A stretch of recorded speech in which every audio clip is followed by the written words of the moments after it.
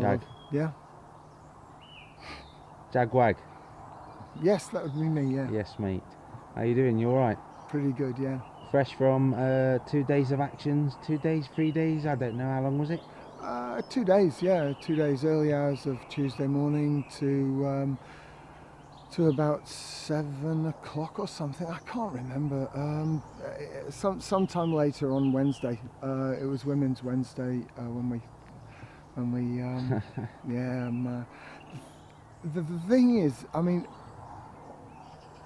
in a sense, it doesn't make sense to measure time in sort of hours, minutes, days and stuff. You just get chunks of it, you know. So there was that moment when we got into the caravan, and then there was the moment when they cut us out of it, and everything in between was just caravan time. It was just and outside people were looking at their watches, but inside we were measuring time in other ways, and because I was Women's Wednesday, right? When they told me they were slow walking that truck, oh man, I was just so happy. I mean, everyone was, you know, the morale just went, yes, yes, yes, you know. And it's like,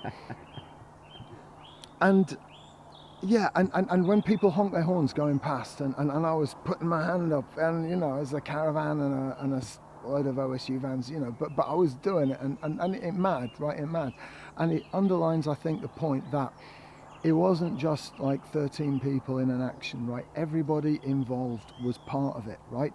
The police in it were part of it. The security guards, security in it and giving us abuse were part of it. And the one security guard that I spoke to, who, you know, had his genuine concerns. He had his needs to feed himself, etc., etc. He wasn't convinced that fracking was bad. He didn't necessarily like it, but anyway, whatever, we exchanged ideas, and it wasn't a bad exchange. But the point is, they were all part of it, as were the people who drove past, as were the people who turned up to bear witness and support, and everybody who was involved was a part of it. Some of us were in a more focal position, but it was everybody's action, everybody. And to everybody that responded to it and loved it wherever, you know, you're a part of it too, because that's how it gets out in the world, and that's how ideas spread, and our ideas are very powerful things, which is why the state like to restrict their use. So anyway, right, where were we? Time, yeah, about 41 hours, I believe. Yeah, it's definite morale booster for everybody around me. I mean, the smiles on everybody's faces in the last couple of days have all come back, you know. It's been a difficult process, the whole 7 weeks thing, the United Resistance. Yeah. And people have stepped over the lines, the boundaries that they once had, you know. People have found themselves in positions which they wouldn't have thought they would have been a year ago. Mm-hmm.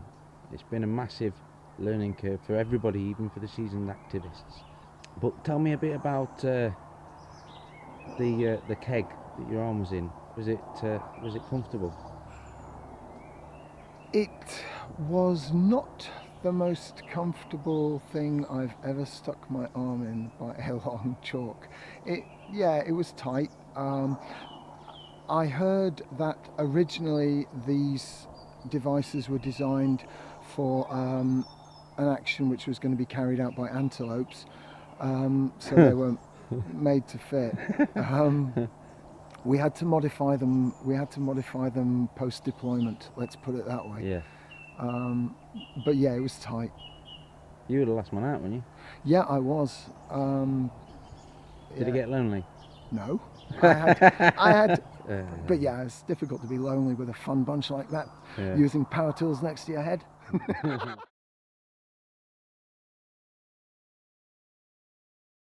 Get angry, get involved, but get angry at what's happening. Don't get angry too much at the people doing it. Some people deserve your anger, but remember who does and aim it at them. Don't spray it around indiscriminately. I mean, I've had a couple of very, very interesting and thought-provoking conversations with people on the opposite side of the fence, because I've learned from people who are better at this than me not to just spray anger indiscriminately and not just hate it because it's in yellow high vis, because some of them really don't like the job they're doing. I mean, a policeman that evening I mean, he was told to come and pressure point me and get me out of the tube. And you could tell he absolutely did not want to do it. He didn't apply his thumb correctly. He didn't stick it in the pressure point. He didn't apply any pressure. And he gave up like that when I just went, oh, they're pressure pointing me. And he just went, okay, you know, because he didn't want to do it. He was, I dare say the poor guy was ashamed of himself. And I'm not going to mention the name of the sergeant who told him to do it. But I was told that, you know, that person had a word and said, mm-mm. And oh, I had would. been on Sergeant clipping. 322. Oh, 322, yeah, we will 322. mention his name, Yeah, yes, we okay. will. I won't So tell you. I mean, He's not a nice person. His behaviour in the past Yes. has been bordering on just psychotic. Well, I would say that he's a disgrace to his species, let alone his uniform. But Yeah. either way, and I will say this, I mentioned to another gentleman in a yellow high-vis jacket, I'm not going to say what he was doing there, but I mentioned that an animal like that really should be on a leash, and the reply I got was, yeah, or in a pound. I mean, so yeah, 322. This is the guys who's working under him. Yeah, I mean, well, 322, your own 322 's guys don't like you, man. Yeah, he's a dark character, right? Yes. Let's just throw him out of this conversation Okay, right cool. now. He doesn't deserve to be done. in this conversation. This is a I agree. celebratory interview of I direct agree. action and positivity. But you can So, edit that out. It's not a Yeah, problem. we can just say 322 is a toss pot. Get him out of the conversation right Yes, now. cool. There he's gone. Okay. Right. So did you imagine at any point that you would be there for 40 something hours? Did you think you'd be there for more? I thought that I thought at first that we could conceivably be there for upwards of a week, but it turned out they just sort of ripped the side off the caravan, and all of a sudden the week didn't look too optimistic. But I was really pleased that it went into a second day, and when it took all of that second day, I was kind of hoping that they would give up at some point and come back and finish it in the morning, but they said no, wait, we're staying until this is done. But I I mean, and it wouldn't have been a comfortable night, but it would have been so good to have them out there for and take just a little bit more time off them, because I'm greedy like that. Yeah, 3 days running that would have been, but you can't take nothing off what the time was. That's one of the most successful actions Yes. I've seen grampian. I've witnessed grampian, and I've witnessed a few of them, and I've witnessed a few since I've been doing this as well. Yes. But yeah, it was a massive action. Massive respect to you, Jag. Thank you for your action. Would you do it again? Oh, definitely. But you know something? In a heartbeat. Yeah, oh, yeah, yeah, absolutely. Yeah, it's my job. It's what I do. I mean, but yeah, yeah, definitely. And I'll tell you something else, right? Full respect, right, to the people who thought, hey, wouldn't it be a good idea if we did this?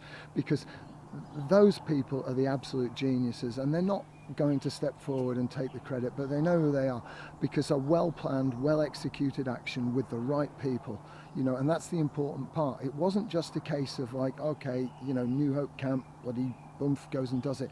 It was people from all sorts. It was the community, it was the camps, all bringing together what we do best and getting in there and messing them right up. And it was beautiful. It was a thing of great beauty, but the genius is the person who had the idea and then managed to make it into flesh and blood and concrete and other stuff, and boom, and park it in the bell mouth, you know. And that was it. And then the rest of us, we just played our parts. You know, the script was written for us. So you know what, mate? It's a whole wild world, and it's weird on top and wide on the world and different on the bottom, innit? And whatever it is on, can you remember Wild at Heart? No, I don't. Yeah, this world is a weird one, mate, and I'm proud to be a part of it. I'm proud to be a part of this world. Yes. Can you remember when I was talking to you the other day, the sergeant says to me, what world am I in? And I just looked at him and I said, you're in our world for a moment, Sarge.